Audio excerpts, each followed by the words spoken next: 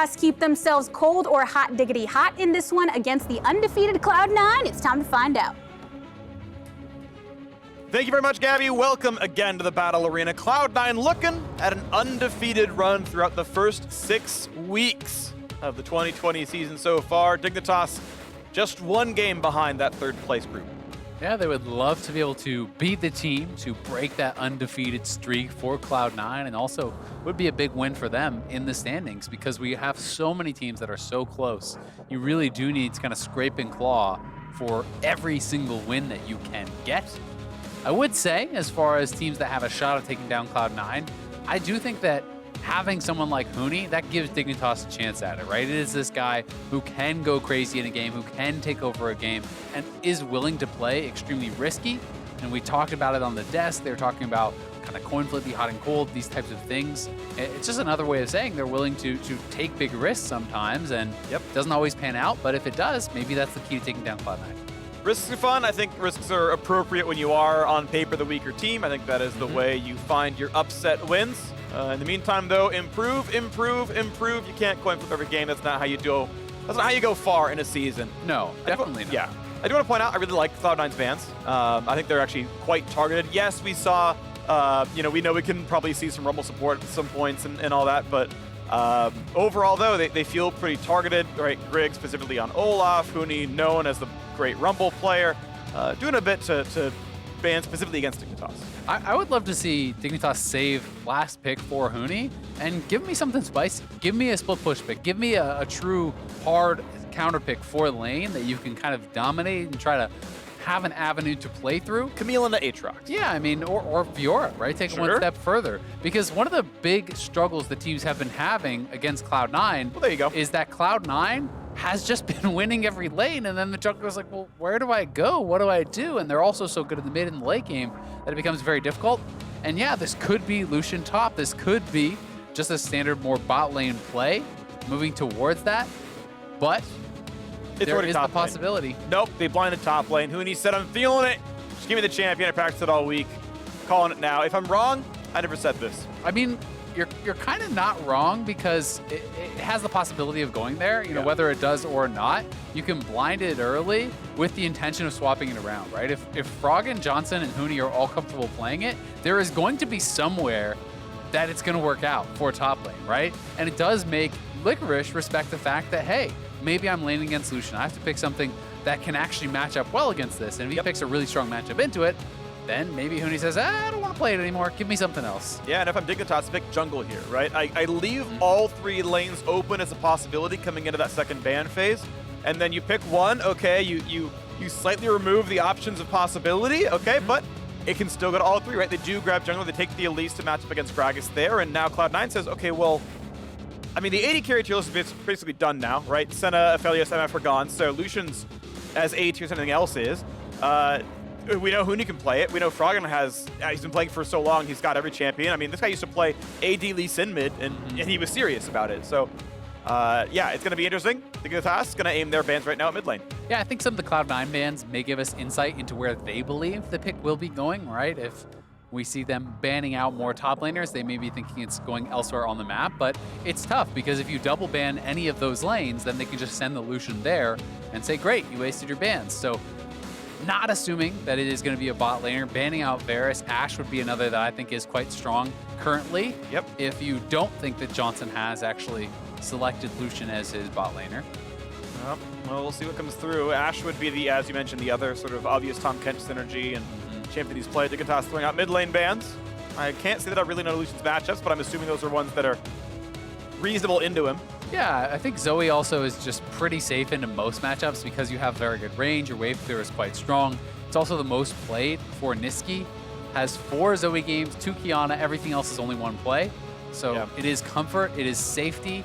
Regardless of what Froggen wants to play mid lane, Lucian or not, these are solid bans. So Kiana being banned out means it will be a Nisqy push down, Froggen push down a little bit here too, and worried about the possibility of another AD solo laner because the Elise is already locked in. They know Dignitas has a chance to go towards that. I think Dignitas need more front line. I think Tom Kench played appropriately as not the solo front liner. He's there to save things out, which means you need a Maokai or something somewhere in this lineup. So I will say, if you want to play side lane, you don't necessarily have to, right? Okay. If you're going to commit to split push, we now know this is Lucian's solo lane, unless it's something really crazy with Jinx solo lane, but Sure. I'm not even going to go into that. No, that's not. So, you know, you could have TK there more as the safety for the Jinx to be able to allow Jinx to wave clear, play to a side lane. Tahm Kench can ult to that side lane to try to help take advantage of that and try to win the game through that side lane, taking down towers and putting pressure on, creating a big advantage there. So if that's the style you want to go for, you don't necessarily need a frontliner.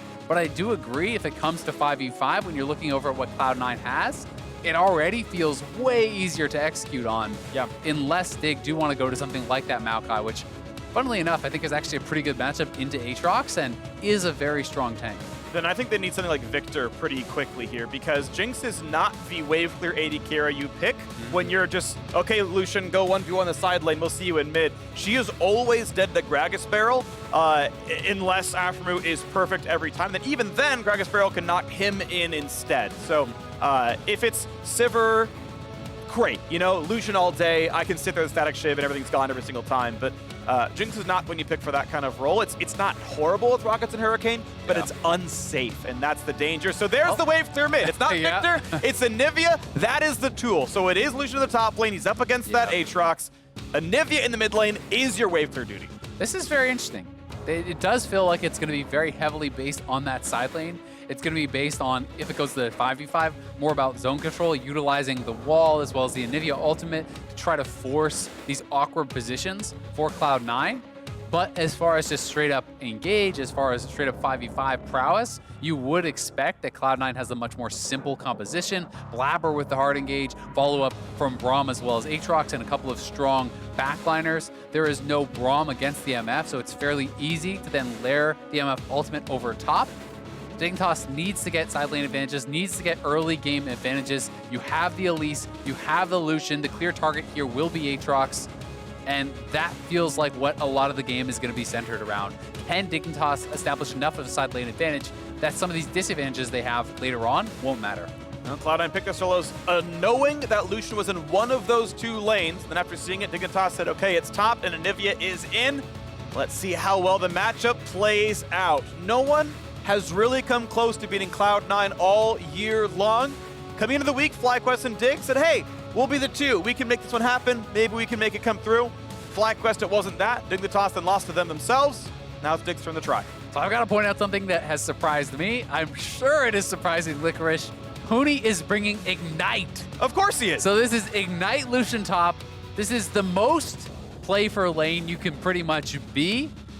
A lot of pro players are really not players that practice at all with Ignite top lane because they feel like, hey, you're never going to see it in competitive. It's never going to have a place in competitive because it is so all in on dominating your lane early. One bad gank, one bad recall, and all of a sudden the person with teleport just has a monumental experience and gold advantage. So Huni must play well in the early game. Grig must defend him from ganks from Blaber, or the game plan is going to be out the window. Well, it means the target in the top lane. I haven't seen the team pings where they, ping the Ignite, but I'm sure they're saying it out loud. Now, real quick, though, we've got Pastry on the sideline with Dignitas. Thank you very much. I am here with ThinkHut of Dignitas. This is quite the spicy drops, my friend. Any thoughts on this one? Yeah, we have a lot of comfort picks. Obviously, C9's a very good team, and we just want to be comfortable on the Rift and make sure that we can get the setups that we want and make sure that we are confident in those situations. And so I did also just learn that Huni has taken Ignite. Was that a choice that you encourage, or is that more Huni wanting to do Huni things? It's a bit of both. We definitely tried it out, and since Lucian always has prio, he usually doesn't have the best TP plays since Lucian just wants to push in the whole game. So it's something that was tried out a little bit, and hopefully it pays off. All right, thank you so much, and best of luck with the game. Back to you guys for the cast.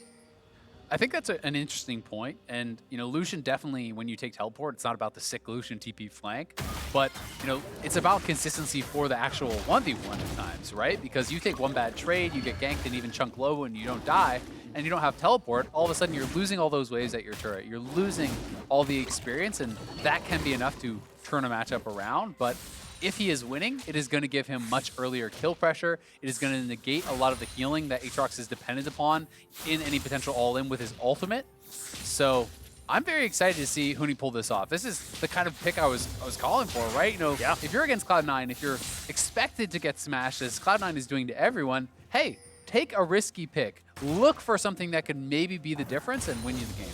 Well, Huni, perfect CS so far, and has been denying Licorice, as you might expect. Also, as a surprise to nobody, both junglers started bottom side so they can get level 3 and then be on the top side of the map to affect this matchup. Still 1 to 10 CS early game top side as the Elise has made her way to the top jungle, and Gragas has now done this as well. Froggen's long and storied LCS career, of course, has been on fairly weak teams. Do want to point out, though, Dignitas is also sitting about the halfway point as well right now. But Anivia definitely a long-time favorite for the man. Yeah, pretty interesting to check out the runes here for Huni also. He is actually going into Mana Flow Band and Absolute Focus. So yeah, also took, instead of Triumph, he's taking actually Presence of Mind. In the LCS, you almost always see people take Overheal on that rune tier. This is very heavily itemizing towards mana. What this tells me is Huni's not going for an Essence Weaver build. I'm expecting Blade of the Rune King into Black Cleaver and more of this kind of early game focus, and just depending upon the Corrupting Potion, Mana Flow Band, and the stacks that you can get from Presence of Mind to be enough mana for him to spam it out. Well, spamming out the buttons. Grig gets the top Scuttle Crab. He Scryer's Bloom didn't look for the Gragas, saw that all the camps were gone, and indeed Blaber is back to the bottom side of the map. Not a lot of defensive wards, just the Scuttle for that, but it is going to leave top lane pretty safe and isolated, which is exactly what Huni wants. The more isolated the lane is, the better it is for the Lucian. Yeah, vision! So this is interesting. So Huni is actually not going to recall. Licorice did go back to base, got a cloth armor as well as the refillable. So this is where, you know, Huni now has made the choice to try to freeze the wave. He tried to group it and have it push towards him, which is going to put Licorice in a dangerous position. And I think that is why we see Grig up here on the map. They want this pushing lane that Grig can then attack Licorice in and try to at least get the teleport out or get some summoners out to punish him. Because if they don't do that and Licorice is able to hang around, he still has his teleport. So one more base, you know, for another early item, and maybe you've made it through that most dangerous part of the matchup and can no longer really be punished. You can see, of course, right now the 300 gold difference in lane is expected for the farm difference. Nice W gets the cannon. That's pretty crucial. But has to drop the casters for now. Trinket Ward was put down in the river. That's pretty expectable from Huni's side. He has not gotten space to put his own ward down right now. And Grig, so he was top side. I think the cannon got missed. He only had Sweeper, so Grig couldn't help ward that side. So right now there is no vision to know if Blaber comes top side. Yeah, and I think the reason Huni is feeling comfortable with not actually putting down the Trinket Ward is because it's pushing towards him, and they're not likely to try to go for any sort of early dive over onto Huni there, knowing that if Grig were to show up, it would be pretty doomed. So, you know, Huni likely, once he pushes out, he will then go and look to kind of ward it up. Yep. But Licorice willing to take a deficit here. You know, this is not a matchup where you have to feel like you need to go exactly even or anything like that as far as the farm goes. You can be okay being down, you know, 15, 20 CS if you are against an Ignite Lucian, and you kind of just keep it even at that point throughout the game. Looks like the wave will now push down towards Licorice's side of the map. He takes the CS, lands the nice Q as well. One point out that Huni is also not burning his Trinket Ward to see in that brush, to try to push him out of range a little bit. That's not the important part. It's Grig, who Sweeper, yeah, okay, he has a control ward for it. So he Sweepers, runs through his jungle, then says, I'm always control warding here. I don't need the Sweeper for that part. And now he says, okay, I have vision control, now Licorice has to respect me. Okay, so now Huni is 6. They could actually try to dive this. With the culling, if you can actually lock down Licorice, there is potential there, but they don't know where Blaber is, so they're not going to actually look for it. And Blaber, meanwhile, is just doing the dragon here. Ocean, conveniently for Licorice, will be incredible in this 1v1, where you are expecting to get bullied. Having that additional regen is going to make it much more comfortable. Definitely moves the needle. Of no surprise here is the bottom lane lead is going to the Misfortune lane. Absolutely a stronger laner than Jinx early on, unless you are a aggro CC lane. Like if you're Blitzcrank, Jinx can do some stuff because you put down the choppers. If you're Tom Kench, you are farming under turret. Yeah, but thankfully for them, there's actually more CS for Johnsun to pick up, so you know, he will be even or ahead. He did take the teleport versus the heal of Zven. You know, they have had priority, so they've been able to get those preferential bases off, but you know, thus far, Cloud9 holding strong in this early game, and Dignitas haven't been able to find any attempted ganks with their Elise.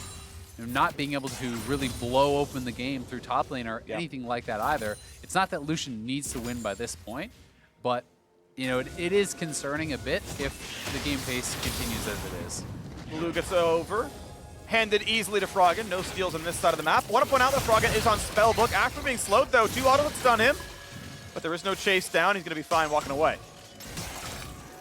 Yeah, Froggen playing Spellbook there, I think makes quite a bit of sense. You know, there is a fair bit of utility that you can get from those additional summoners, and if you're not playing, you know, really heavily for kind of lane and bullying there, you know, the area comment, that type of thing doesn't really matter. It's going to be a farm lane, so he's just more happy to take the utility of those additional summoners. He has to flash, but then Olsen trades the flash back with it. Yeah, the extra knockup would have gotten him knocked down, so the creative flashes, but TP advantage to Licorice. Ignite is down. Exactly, and that's why it was critical that he didn't have to blow his teleport earlier, because he walked back to lane off of an early base. He can now teleport back this time. Huni down both summoners and the culling. That is really his kill pressure, and Licorice also did not use his ultimate. So there's actually potential for Licorice to win an all-in during this next couple minutes, which really would be lights out on the game for Dignitas if Huni were to get 1v1 killed by the Aatrox. I want to point out the quality of the recalls as well. Licorice had 1,300 gold in inventory. Huni had about 400. Ooh, they're lane swapping. If they trade flash and just, you know, buy up items, the actual quality of gear was better for Licorice. No plates picked up for Huni. And as you mentioned, the champions are moving around the map. Yeah, so I think this is pretty smart. This is kind of another option, you know, under the same idea where you're putting Lucian in a position where he's not going to be able to bully, right? If MF shows up and Braum shows up and Lucian is just farming and Aatrox is just farming, you're very happy as that Aatrox. Dignitas will be able to take a couple of early plates here down on this bottom side, but it is the Herald traded for it, so we'll have to see who can get the most out of it. Yeah, that is a big cost, right? That's 240 gold up front for letting a minigun Jinx sit alone with a BF sword under a turret, but they're not going to go for plate number 3. They're going to take the recall and try to match other lanes, and yeah, Huni, flashless, ultiless, going to have a hard time up here. Yeah, he cannot defend this. If you stay around, Blaber has flash, ult, everything, you've got to just back off. So despite the fact that they gave up the earlier 2 plates, you can kind of equate that a little bit to what you're expecting to get from the Rift Herald, and Huni being starved out here and is definitely good. Yeah, the CS difference among the top laners between them is only 14. That's actually shrunk over time. I remember snapshotting at 17 earlier on in the game. Licorice taking Krugs, feeling comfortable. But because he has to do that, that is a lot of alone time on the bot side. Still though, as you mentioned, yes, Cloud9 still have more on the play. First turret is claimed on the Cloud9 side. They navigate the matchup pretty well. That's big damage on Aphromoo, and he gets chunked very low. Grig is coming down here, but they are expecting to dive. You can see that Blaber is running over to actually try to defend this.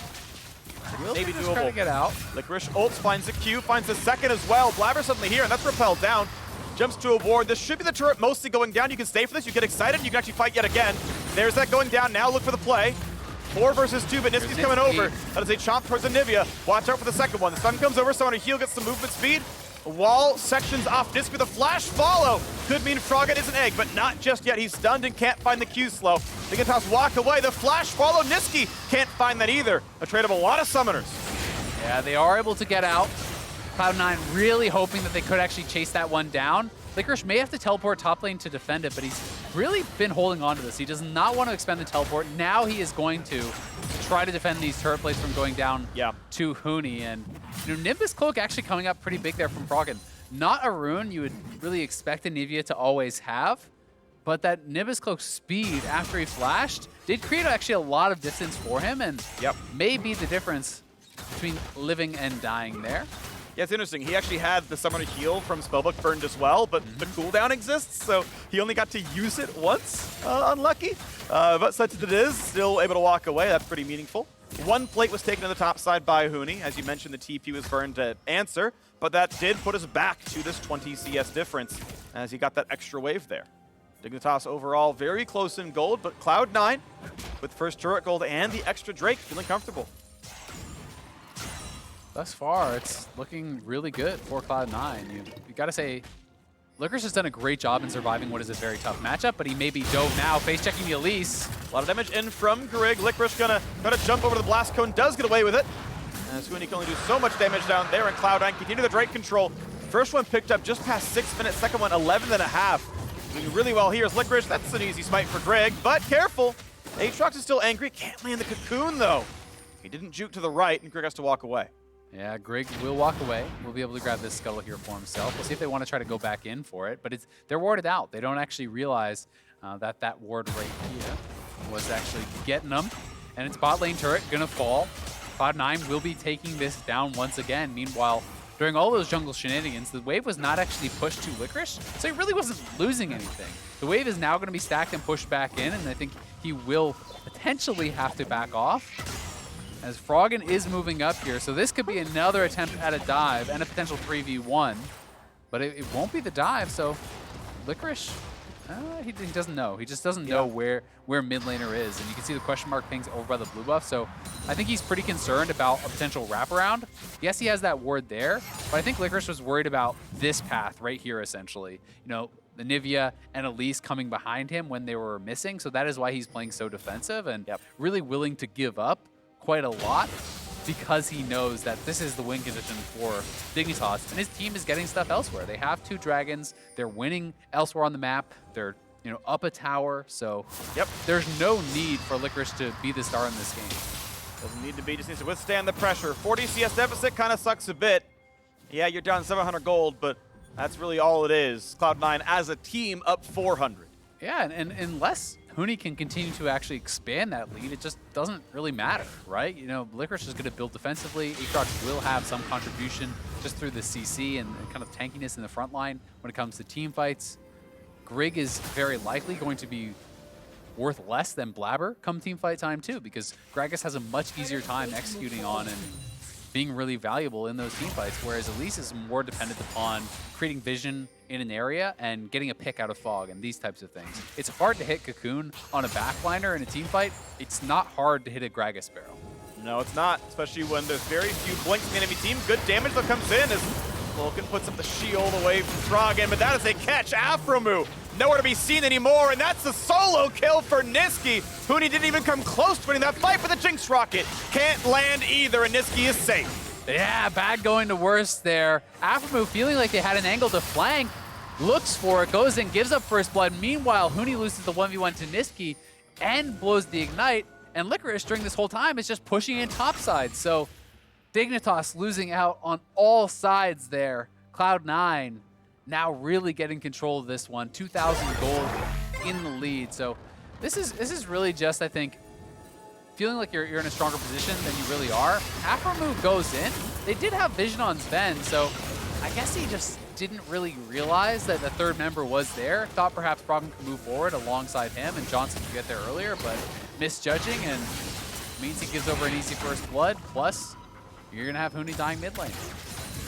Well, Cloud9 getting better and better in this game as the quick 2-0 happened in this fight. It could be another quick 2-0 weekend as well.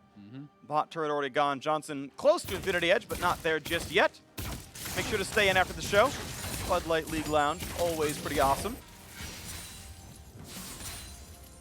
You just have the mid lane clear, and as the game settles down for a bit, I have to kind of chill a little bit for Huni's Lucian. I know he gets memed for this pick a whole lot.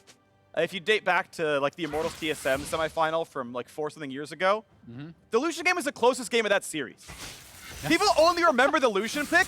That was the closest Immortals even got to winning in that entire 3-0. Didn't they pick it again and lose again? I think he didn't pick Lucian again. Maybe I'm wrong. I thought that was mostly why they got memed, is that they tried put it it, they in lost, game 3 and as well. They played it again and lost. All right. Game 1, they're up like 8K. I could be misremembering. It's a long time ago. Same. But, you know, I agree. And in this case, it didn't work out. Yeah. I mean, maybe it still can. But I actually respect the pick. I think that, right. You know, you are. What are the odds of them beating Cloud9 coming in this, right? Like, if you're the bookmaker and like you're 5%. setting it, you think it's that low? Yes. Wow, okay. Well, if it's that low, then this is the best pick ever, right? You know, flip a coin, do something crazy. Yeah. And increase your chances. If you're saying Dignitas has a 5% chance of winning this coming in, I think that's pretty low. Sure. But if they do, and Ignite Lucian has a 20% chance of winning, well, guess what? You just quadrupled your odds, right?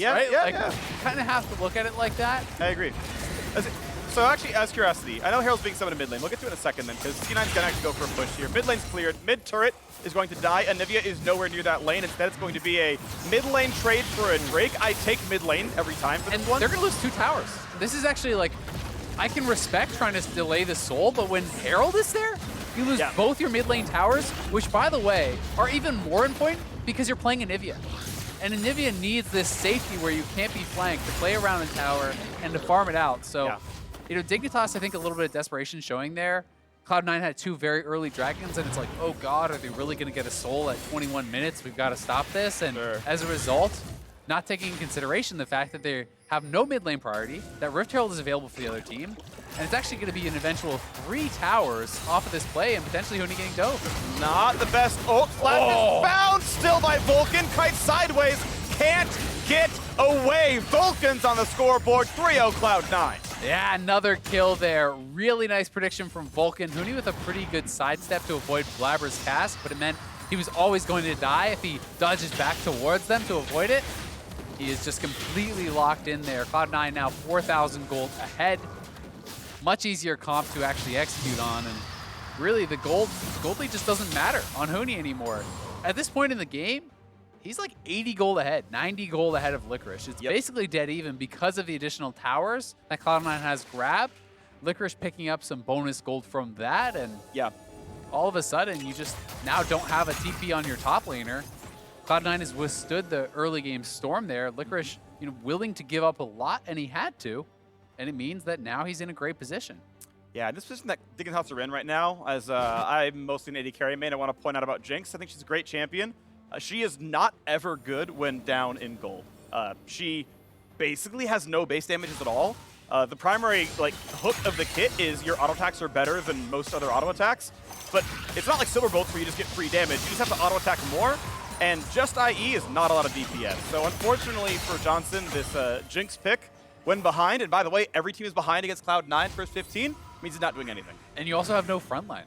So it's going to be very difficult to actually navigate the team fights. I think it has to be really well played.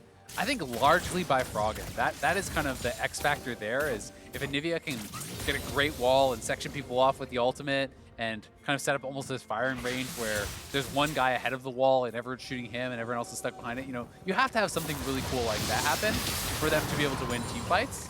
And that's a big ask, especially when you're stepping forward. If you just get cast in by Blaber, well, you're probably dead.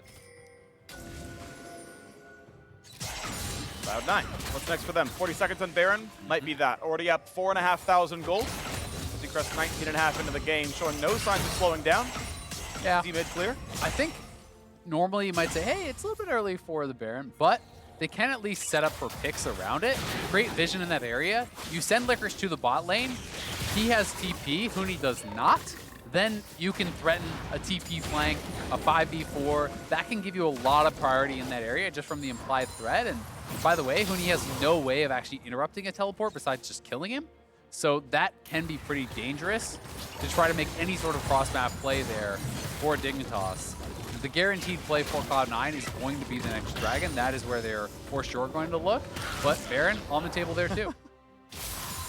Love those recall animations. Froggen got to point out Anivia mechanics. This got changed a few years ago. Froggen's kept up with the times. Turning off your R does an instant extra tick of damage. So he's often last hitting a minion wave by turning off R. It actually kills it faster because you're not waiting an extra half second, and it saves you a bit of mana.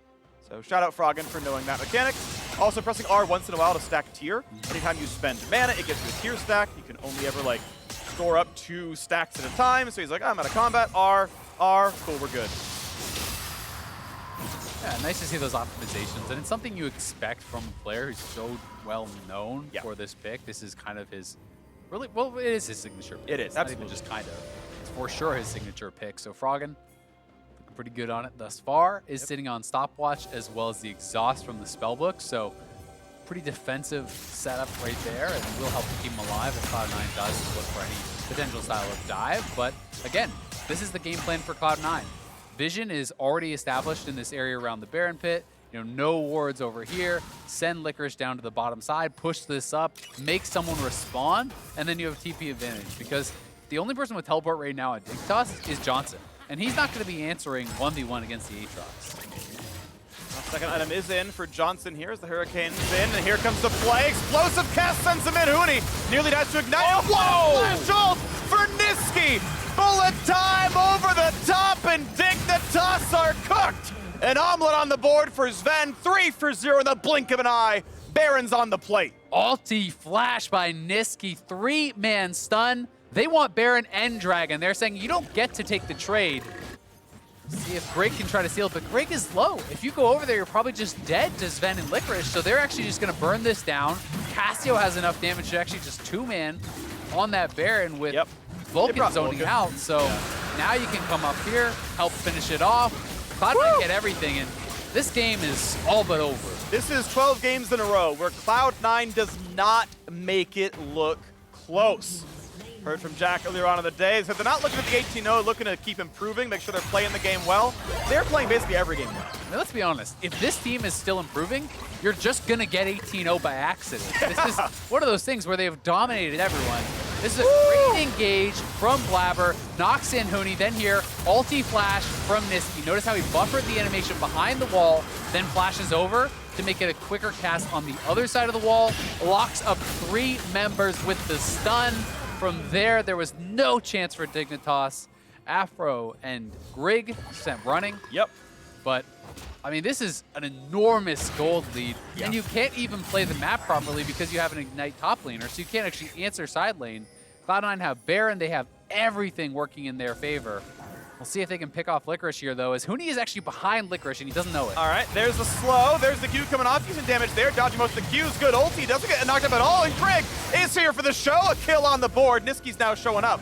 Now, Aphro needs to ult to get into this fight. It is a 5 versus 4, but Cloud9 want it. There's the knockback. Froggen forced to flash. Bit of damage out from Huni, but careful because Vulcan and Zven are coming. Where are the reinforcements? They're right behind him. The wall comes down to separate, to buy a bit of time. And the fact that Dignitas are running away from an outright 5v4 shows you what kind of lead Cloud9 have. Yeah, they know Cloud9 is in such a strong position, so they're just going to try to take any sort of trade that they can get. They get a great kill on Licorice. That is very nice. They force teleport out of Nisqy, and they will take mid lane tower. Cloud9, though, they're actually rushing down the side lane. They have the Baron, so Dignitas knows they have got to be the ones to match. If you try to take a base race here, you will lose it very likely. I don't think you base race. I think you keep Jinx on the map and let her kill tier 2, because that turret's always dead. 4v4, okay, I guess there's teleport, but like, I think you could have gotten away with mid lane tier 2 there. I think that's a risk you take when you're down 8,000 gold like this. Yeah, I think that's a good call, right? It's one of those things where you have to incorporate the situation currently in the game into whether it's worth it, right? So if it's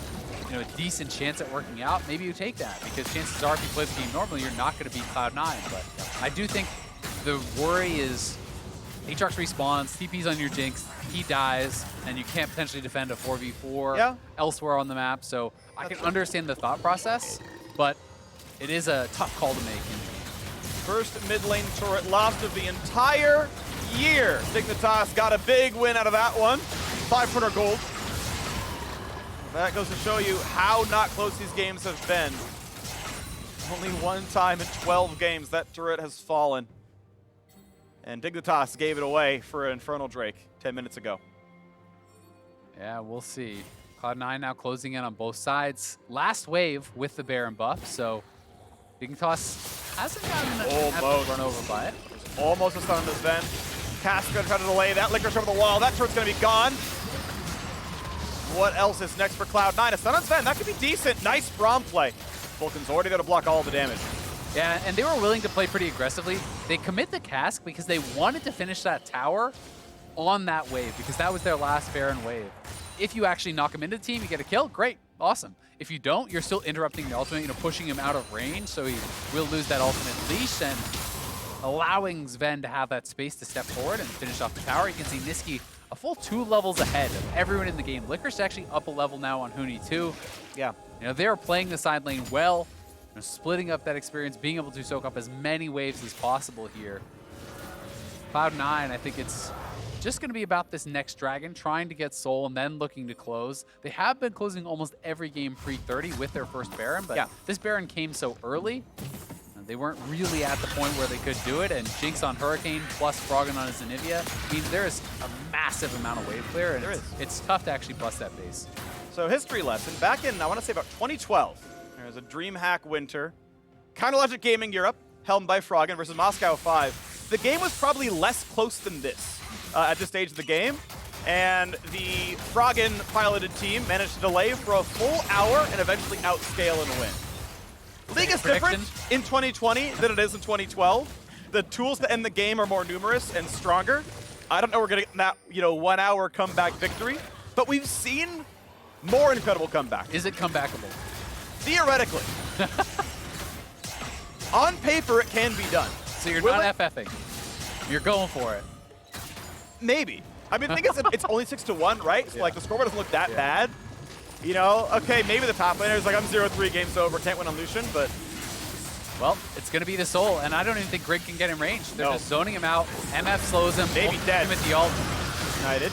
Stopwatch. Okay, they might find Vulcan. JK, they won't. Wait. Grig has to run. Nisqy wants in. He's going to find some slows. Froggen. Oh, he's going to be just barely eaten away, but Grig has dropped as well. Yeah, Blaber actually flashed cast that perhaps saves Froggen. You want to just finish him off with that last bit of damage, but Aphromoo is able to eat him up and keep him safe. Either way, though, Cloud9, they have the Soul, they have cracked the base. This is going to be 2 easy inhibitors for them. Potentially even more if they could find some sort of an engage. Double turret, double inhib, 9,000 gold lead, pushing in still further as Grig is dead. Probably 4 very easy to push with. They are in respawning in 20 seconds, and Cloud9 can easily walk away to that side of the map. And you can just see how tough it is to actually take down these stone plate supports. Despite the fact that Vulcan was segmented off by Anivia, everyone's hitting him. He throws up the wall, he pops the stone plate, and just has a monumental amount of damage reduction. It's so hard to actually take down these supports on that one item. And he even had Stopwatch, wasn't concerned whatsoever about going down there. Well, Dignitas is going to try. They're going to kill a ward, and they're going to hope for Scuttle.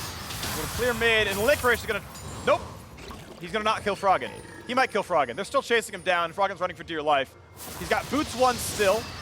Can't land that Q. They're getting closer. Zven can't find the slow, but here comes the rest of the squad. Nisqy is right there, and that is a very, very dead Cryo Phoenix. The egg's going to drop as well. Zven gets his second egg kill of the game. He's on a killing spree now. And how do you stop Baron? You probably don't hear Dignitas don't really have the damage to fight at all. I mean, Cloud9 are just playing it so patiently, right? They're going over the wall, they're clearing out all the bushes, but Zven is segmented. That was several long-range spells, most of them missed. Yeah. I mean, this is the problem here, right? You look at the map state, and it's like, oh, maybe they can defend. No, bot lane pushing in, mid lane pushing in, top lane pushing in. Where's the line of vision? Well, those are the most forward wards you actually have, right? And you look at everything and you realize, oh, there's actually no possible way to do anything except just into the Baron. Yep. So they have to give it up. Cloud9 check all the boxes, everything working in their favor here. And this very likely is the Baron that will end the game. Cloud9 have such a good track record of being able to close out from these types of positions. It's got to be Froggen clearing out the waves, but without exposing himself to a potential engage, because the Gragas ultimate is back up. Yeah, a couple items coming through. Johnsun now on 75% crit chance. Does have the double zeal upgrade on fire cannon. Means one attack can come through, but you can take that attack for free, and Cloud9 still have more overall health than their opposition. Johnsun has to respect his mana pool. Jinx can definitely run out of mana pretty quickly in rocket form, and it's getting lower and lower. I would not burn W if I was her anymore. But here comes the push towards the bottom side of the map. Back in a minigun, knocking down what he's been, that he can, but it's at half HP already. Bullet time. Oh, it nearly kills him, and Johnsun has to regen. That means there's no damage left. Turret number 1 goes down. A slow into Grig. Nifty doesn't quite land with that ultimate either. Has to turn that one back off. Wait for the cooldown now. Huni's in danger. Walks to the side. Just dead. Stays alive. The second turret might just drop. Gonna put a bit more damage in as the knock comes through. Grig jumps away, but that's gonna be almost a kill. Now forward again is Vulcan. There's explosive cast, 1 for 0. Looking at the turrets going down, and there's just no way to defend this. Cloud9 are a relentless army of damage output. Barely giving up turrets, barely giving up kills, never giving up a game all decade long. Cloud9, all 11 turrets to match their 11 game wins so far, and about to make that number 12 as Huni has to run away, flash to safety. The Nexus falls, and Cloud9 are still not stopped in the LCS. 12 straight wins for Cloud9. Absolutely dominating again here. 31-minute close. They just make it look so damn easy. They really do. They really do. It's really incredible stuff. You know, they heard the Aphromoo quote a few years ago. League of Legends is so easy when you're Cloud9. It's actually pretty free right here. Every single game a gigantic early lead, and they just transition it. They've lost 1 mid lane out of turret the entire year. I don't think they've lost Baron the entire year. No one tests them yet. Yeah, they are just looking so good, and it's good to see them able to adapt to these different situations, these curveballs that are thrown at them. Yeah. I do think that Licorice made that